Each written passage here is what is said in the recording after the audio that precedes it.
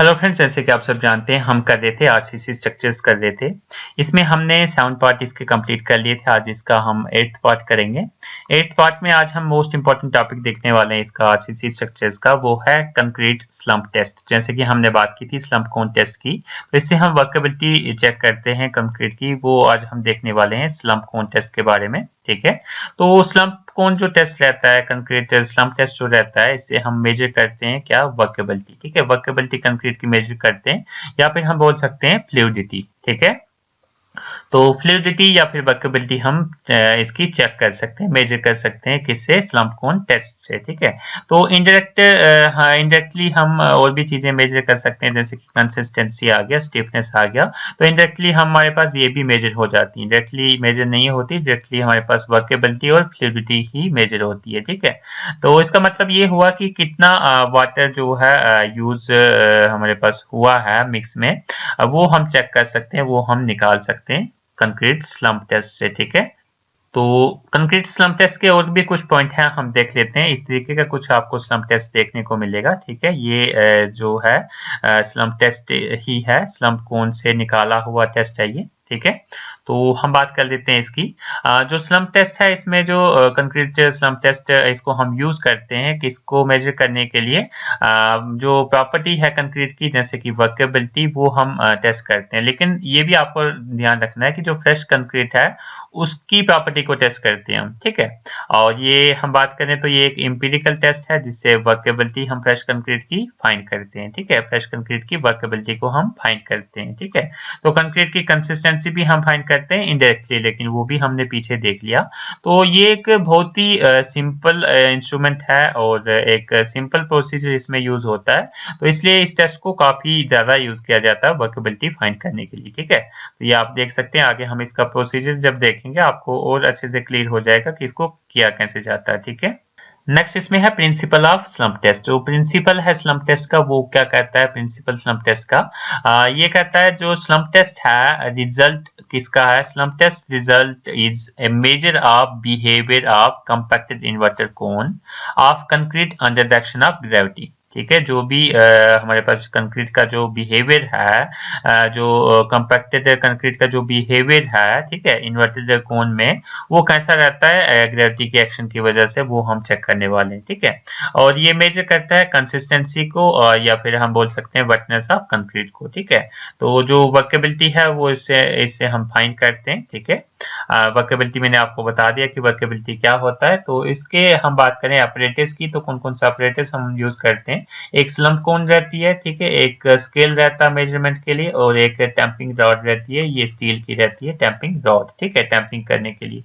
ठीक है, नेक्स्ट हम देखने वाले हैं इसका प्रोसीजर। जो हमने बात की थी स्लम्प टेस्ट की या फिर स्लम्प कोन टेस्ट की, तो उसका प्रोसीजर देखेंगे कि उसको कैसे किया जाता है, स्लम्प टेस्ट को कैसे किया जाता है। ठीक है, तो वन बाय वन हम देखेंगे। पहले मैं एक जनरल आइडिया आपको बता देता हूँ कि स्लम्प कोन टेस्ट हम कैसे करते हैं। तो एक कोन टाइप की हमारे पास होती है, ठीक है, कोन टाइप की हमारे पास होगी, जिसपे हम टेस्ट करते हैं। ठीक है, इस तरीके की कोन होगी, और ये जो कोन रहेगी हमारे पास, इसमें हम कंक्रीट को फिल कर देते हैं। कंक्रीट को फिल करते हैं अच्छे से, एक लेयर, दो लेयर और तीन लेयर में फिल करते हैं, फर्स्ट लेयर, सेकंड लेयर और थर्ड लेयर। ठीक है, इसको हम प्रॉपर टैंपिंग करते हैं। टैंपिंग मतलब इसको दबाते हैं, एक जो रॉड मैंने आपको बताई थी उसके साथ दबाते हैं। उसके बाद इस कोन को हम ऊपर निकाल देते हैं, और ये कंक्रीट जो है अपना जो है इसमें से फ्लो होने स्टार्ट हो जाता है, और उसके बाद हम इसको जो ये कोन है उसको साइड में रख के और जो ये हमारे पास फ्लो किया है, इसमें हम एक रॉड रख के, तो यहाँ से कितना इसका डिस्टेंस हमारे पास फ्लो किया है वो हम चेक कर लेते हैं, तो वही हमारे पास वर्केबिलिटी होती है। ठीक है, आई होप आपको जनरल आइडिया हो गया होगा। फिर भी अगर आपको नहीं हुआ है तो हम जब पॉइंट डिस्कस करेंगे आपको और अच्छे से समझ आएगा, और ये पॉइंट बड़े इंपॉर्टेंट है, इनको आपको पढ़ना ही पड़ेगा। एग्जाम में इन पॉइंट्स के बेसिस पे क्वेश्चंस आते हैं। ठीक है, तो जो हम कोन लेते हैं, जो भी मोल्ड हम यूज करते हैं, इसमें जो कोन हम लेते हैं वो हमारे पास रहती है फ्रस्टम ऑफ कोन। ठीक है, फ्रस्टम ऑफ कोन उसको हम बोलते हैं।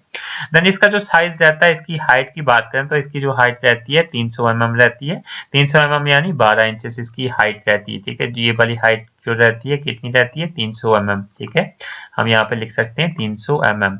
और हम बात करें बेस की, तो बेस का इसका जो डायमीटर रहता है वो कितना रहता है, 200 mm, ये बेस का जो डायमीटर रहेगा ये 200 mm होगा, 200 mm, ठीक है। और ये जो ऊपर वाला डायमीटर है ये कितना है, 100 mm, कितना, 100 mm, ठीक है। ऊपर वाला डायमीटर 100 mm, ये आ गया टॉप का डायमीटर 100 mm, ठीक है।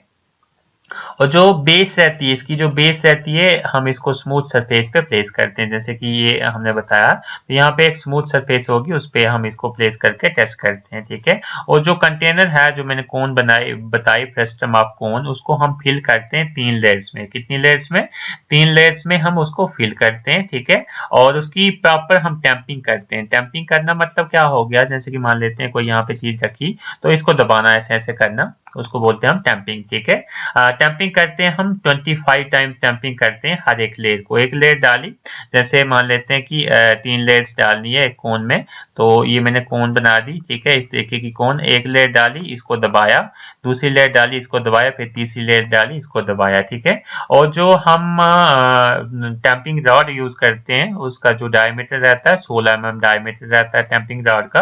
एंड ये स्टील रॉड होती है हमारे पास टैंपिंग रॉड। एंड इसका जो एंड रहता है राउंडेड एंड रहता है, जैसे कि मैं रॉड बना दूं तो इस तरीके की रॉड बनेगी, जो इसका एक एंड रहेगा इस तरीके का राउंडेड एंड रहेगा, ताकि इसको हम अच्छे से दबा सकें, ठीक है। एंड हम बात करेंगे जो मोल्ड है उसको हम कंप्लीटली फिल करेंगे। कंप्लीटली फिल करने के बाद क्या करेंगे, जो टॉप सरफेस पे जो भी मटेरियल होगा उसको बाहर निकाल देंगे, स्टक अप कर देंगे, ठीक है। एंड जो भी हम स्टक अप करेंगे वो मटेरियल जो बाहर निकालेंगे, स्क्रीनिंग जो करेंगे या फिर रोलिंग मोशन जो हम करेंगे वो टैंपिंग रॉड से करेंगे। मतलब टैंपिंग रॉड को ऐसे घुमा के वो जो एक्स्ट्रा मटेरियल है उसको बाहर निकाल देंगे, ठीक है। उसको बाहर निकालने के बाद हम क्या करेंगे, वो बाहर निकालने के बाद हम आगे प्रोसीजर देखेंगे, आगे हम क्या करेंगे, ठीक है। तो जैसे कि हमने वो कोन फिल कर ली, उसके बाद लेवल कर ली, ठीक है। लेवल करने के बाद हम क्या करेंगे, केयरफुली जो कोन है उसको लिफ्ट करेंगे वर्टिकली, मतलब कोन को हम ऊपर खींच देंगे। ऊपर खींचने के बाद हम क्या करेंगे, ऊपर खींचने के बाद हमारे पास क्या होगा, जो अनसपोर्टेड कंक्रीट होगा वो स्लम्प हो जाएगा। जो भी अनसपोर्टेड कंक्रीट होगा वो स्लम्प हो जाएगा। जैसे ही कोन निकाली, जो इसमें कंक्रीट हो जाएगा वो ऐसे नीचे फ्लो करेगा, ठीक है, स्लम्प करेगा, ठीक है। And then decrease in height, जो भी डिक्रीज होगी हाइट में of the centre of the slumped cone, ठीक है। Slump centre of the slump cone में जो भी हाइट डिक्रीज होगी, ये सेंटर है, जैसे ये हाइट डिक्रीज होगी इसकी, इसको ही हम बोलते हैं स्लम्प, ठीक है। इसका एज अ स्लम्प, ठीक है। एंड जो स्लम्प है उसको हम मेजर करेंगे, ठीक है, measure by placing the cone just beside the slump, ठीक है। तो जो स्लम्प है उसको हम कैसे मेजर करेंगे, जो कोन है उसको हम उसके स्लम्प के नजदीक डालेंगे, और जो भी टैंपिंग रॉड है उसको प्लेस करेंगे हम कहाँ पे, over the cone, so that it should also come over the area slumped concrete. जैसे कि मान लेते हैं कि हमारे पास जो स्लम्प है इस तरीके का कुछ स्लम्प हुआ, ठीक है।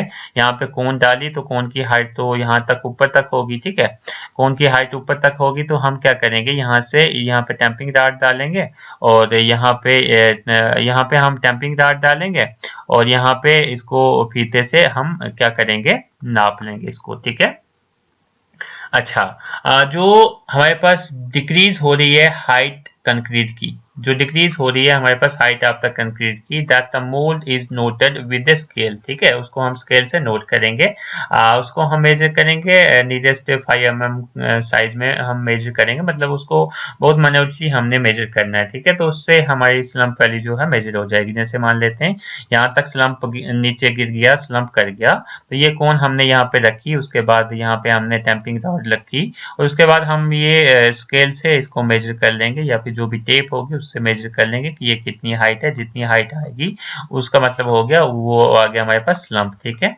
नेक्स्ट इंपॉर्टेंट पॉइंट है इसमें टाइप्स ऑफ कंक्रीट स्लम्प। तो कौन कौन से टाइप हैं कंक्रीट के स्लम्प के, जैसे कि हमने बात बताई कि अलग अलग स्लम्प निकलते हैं, तो ये अलग अलग स्लम्प है। जैसे कि ये है, ये कोन है, ठीक है, ये कोन है, ये कोन है, ये कोन है, तो ये स्लम्प है। ये यहाँ से लेके यहाँ तक का डिस्टेंस, इसको हम स्लम्प बोलते हैं। ये यहाँ से क्यों हमने डिस्टेंस लिया है, क्योंकि हमने बोला था सेंटर से डिस्टेंस लेना है, तो इसके सेंटर से डिस्टेंस हम ले रहे हैं। ये इसका सेंटर यहाँ पे आता है तो यहाँ से डिस्टेंस ले रहे हैं। ये इसका सेंटर यहाँ पे आता है तो इसका डिस्टेंस रेफरेंस यहाँ से ले रहे हैं तो ये इसका स्लम्प है। तो आप देख सकते हैं यहाँ पे स्लम्प कम है, यहाँ पे स्लम्प की वैल्यू ज्यादा है और यहाँ पे भी ज्यादा है, ठीक है। तो इनके टाइप्स हैं on the basis of shape के बेसिस पे इनके टाइप्स हैं, जैसे कि एक कोलैप्स स्लम्प आ गया, ये आ गया शेयर स्लम्प आ गया, ये आ गया ट्रू स्लम्प, ये ट्रू स्लम्प है, ठीक है।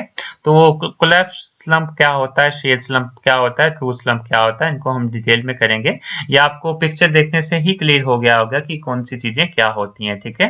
तो हम पहले बात कर लेते हैं कोलैप्स स्लम्प की बात करते हैं। सबसे पहले कोलैप्स स्लम्प क्या होता है। तो कोलैप्स स्लम्प ऐसा स्लम्प होता है जिसमें जो कंक्रीट होता है वो पूरा कोलैप्स कर जाता है, पूरा कोलैप्स डाउन कर जाता है, ठीक है। उसको हम बोलते हैं कोलैप्स स्लम्प, ठीक है। इसका मतलब क्या हुआ, means that the mix is too wet, जो मिक्स है उसमें बहुत सारा पानी है जिसकी वजह से ये पूरा कोलैप्स कर गया है, जिसका मतलब हो गया कि जो वर्केबिलिटी है वो बड़ी ज्यादा है, हाई वर्केबिलिटी है in comparison to shear slump and true slump, ठीक है। इसका मतलब क्या हुआ कि जो वाटर सीमेंट रेशो है वो भी इसमें ज्यादा है, एंड जो स्लम्प टेस्ट है वो अप्रोप्रिएट नहीं है, क्योंकि अगर पूरा वो फ्लो कर गया, कोलैप्स कर गया, तो वो जो स्लम्प है वो अच्छा नहीं है हमारे लिए, ठीक है। नेक्स्ट है हमारे पास शेयर स्लम्प। अगर हम शेयर स्लम्प की बात करें तो शेयर स्लम्प एक ऐसा स्लम्प होता है जिसमें क्या होता है, जो टॉप पोर्शन होता है कंक्रीट का वो शेयर ऑफ कर जाता है, टॉप पोर्शन शेयर ऑफ कर जाता है, स्लिप साइडवे हो जाता है। मतलब मान लेते हैं इस तरीके का आपने स्लम्प देखा था, कुछ इस तरीके का था, तो ये जो एक साइड है, एक साइड बिल्कुल नीचे बैठ जाती है, एक साइड ऐसे ही ऊपर रहती है, इसको हम बोलते हैं शेयर स्लम्प, ठीक है। तो यानी कि जो इसमें वन हाफ जो रहती है कोन की साइड वो स्लाइड डाउन हो जाती है इंक्लाइन प्लेन पे, ठीक है। जैसे कि मैंने आपको बताया कि एक साइड जो है पूरी स्लाइड डाउन हो जाती है इंक्लाइन प्लेन पे, ठीक है। इसकी हम बात करें तो ये रिजल्ट भी इनकम्प्लीट रहता है और कंक्रीट को हमें दोबारा टेस्ट करने की जरूरत पड़ती है इसमें, ठीक है। एंड इसको दोबारा जरूरत पड़ती है इसको करने की, और ये इंडिकेशन है किसका, लैक ऑफ कोहेशन का, जो कोहेशन इसमें बिल्कुल ही जो मिस है उसका इंडिकेशन रहता है कि अगर हमारे पास ये शेयर स्लम्प आ जाता है तो। नेक्स्ट टाइप है हमारे पास ट्रू स्लम्प। अगर ट्रू स्लम्प की हम बात करें तो ट्रू स्लम्प जो है कीपिंग मोर और लेस टू शेप, ठीक है। तो मतलब एक शेप हमें मिल जाती है, प्रॉपर शेप। ट्रू स्लम्प वो ये होता है कि मतलब अच्छा स्लम्प हमें मिल जाता है, ठीक है। And only slump which is used in various test, ठीक है। वो वेरियस टेस्ट में ये स्लम्प हम यूज करते हैं। जब तक ट्रू स्लम्प ना आए तब तक कंक्रीट को हम मोस्टली यूज नहीं करते, ठीक है। तो और भी जैसे मैंने बताया शेयर कर गया, कोलैप्स कर गया, तो वो हम यूज नहीं करते, ठीक है। तो ट्रू स्लम्प को ही हम यूज करते हैं। जैसे कि यहाँ पे आप टेबल देख रहे हैं, यहाँ पे है डिग्री ऑफ वर्केबिलिटी है, यहाँ पे स्लम्प है, यहाँ पे कंपैक्शन फैक्टर है, और यहाँ पे यूज है कि कहाँ पे हम इस टाइप का कंक्रीट हम यूज करते हैं, ठीक है। तो आप यहाँ पे देख पा रहे हैं जैसे very low workability, low workability, medium workability and high workability, ठीक है। तो medium low, very low workability क्या होती है, जब स्लम्प का जो वैल्यू होती है स्लम्प की वो 0 से 25 mm के बीच में होती है, ठीक है। और इंचेस में हमने देखनी हो तो 0 से 1 के बीच में होती है, और इसका कंपैक्शन फैक्टर कितना रहता है, 0 से 78 के बीच में इसका कंपैक्शन फैक्टर रहता है, ठीक है। इसको हम बोल सकते हैं वेरी ड्राई मिक्स है, ठीक है। मतलब बहुत ड्राई मिक्स है, उसमें पानी बहुत कम है, ठीक है। इसको हम रोड मेकिंग के लिए यूज करते हैं इस टाइप के कंक्रीट को, एंड वहां पे रोड मेकिंग के लिए यूज करते हैं जहां पे हमने वाइब्रेशन करके कंपैक्ट करना, वाइब्रेशन के लिए मशीन यूज करनी है, कंपैक्शन के लिए, ठीक है। लो वर्केबिलिटी की बात करें तो 25 से 50 के बीच में इसकी स्लम्प की वैल्यू रहती है, और इसका कंपैक्शन फैक्टर रहता है 0 से 85 के बीच में। और इसकी अगर हम बात करें तो लो वर्केबिलिटी रहती है, एंड इसको हम फाउंडेशंस में यूज करते हैं जहाँ पे बहुत कम रिइंफोर्समेंट हो, एंड रोड में यूज करते हैं जहाँ पे हमने रोड को कंपैक्ट करना हो मशीन से, ठीक है। देन हम मीडियम की बात करें, मीडियम वर्केबल कंक्रीट की, तो इसकी मीडियम वर्केबिलिटी रहती है 50 से 100 mm के बीच में, और इसका जो कंपैक्शन फैक्टर रहता है 0 से 92 के बीच में रहता है। और इसकी हम बात करें तो इसको हम यूज करते हैं मैनुअली कंपैक्टेड स्लैब में, मैनुअली कंपैक्टेड स्लैब में इसका यूज करते हैं हम, एंड इसमें हम क्रश्ड एग्रीगेट को यूज करते हैं, और नॉर्मल रिइंफोर्स्ड कंक्रीट के जगह पे हम यूज करते हैं, और हैवीली रिइंफोर्स्ड सेक्शन में भी इसको यूज करते हैं, लेकिन वाइब्रेशन को यूज करके, ठीक है। देन हाई वर्केबिलिटी की बात करें तो 100 से 175 इसकी वर्केबिलिटी रहती है। इसका जो हमारे पास कंपैक्शन फैक्टर रहता है वो 0.95 रहता है और ये बहुत ही हाई वर्केबल कंक्रीट रहता है और इसको हम कंजेस्टेड रिइंफोर्समेंट के जगह पे यूज करते हैं जहाँ काफी सारी ज्यादा रिइंफोर्समेंट हो और जहाँ पे वाइब्रेशन जो है सूटेबल ना हो, वाइब्रेशन को हम यूज ना कर पाए, वहां पे हम इसको यूज कर सकते हैं हाई वर्केबल कंक्रीट को। ठीक है, आई होप आपको ये टेबल समझ में आ गया होगा। आपको ये टेबल रिमेंबर कर लेना, अगर आपको रिमेंबर नहीं रहता है तो तब भी आपको रिमेंबर करना है, क्योंकि आपको ये जो टेबल है इससे एक न एक क्वेश्चन आपको पूछा जाएगा किसी भी कॉम्पिटिटिव एग्जामिनेशन में।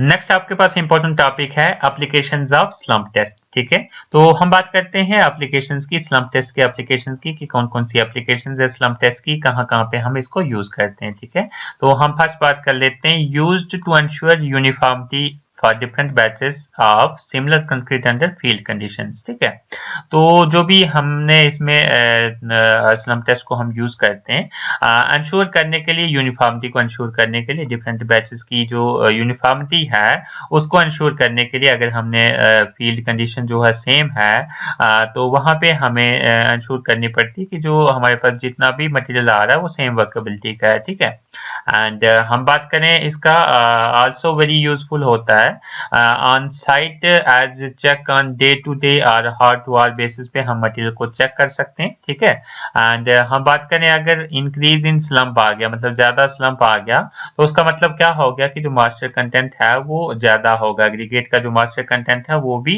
ज्यादा है, इसकी वजह से हमारे पास वर्केबिलिटी इंक्रीज हो रही है। या फिर और कोई रीजन हो सकता है कि पानी हम ज्यादा डाल रहे हैं, वाटर सीमेंट रेशो हम इंक्रीज कर रहे हैं, उस पर डिपेंड करता है। ठीक है, एंड देन अदर काजेस की बात करें तो हम change in grading of aggregate, अगर ग्रेडिंग में चेंजिंग होगी उससे भी हमें जो है चेंज हो जाता है, जैसे कि सेंड हम कम डालेंगे। ठीक है, तो वर्केबिलिटी कम हो जाएगी।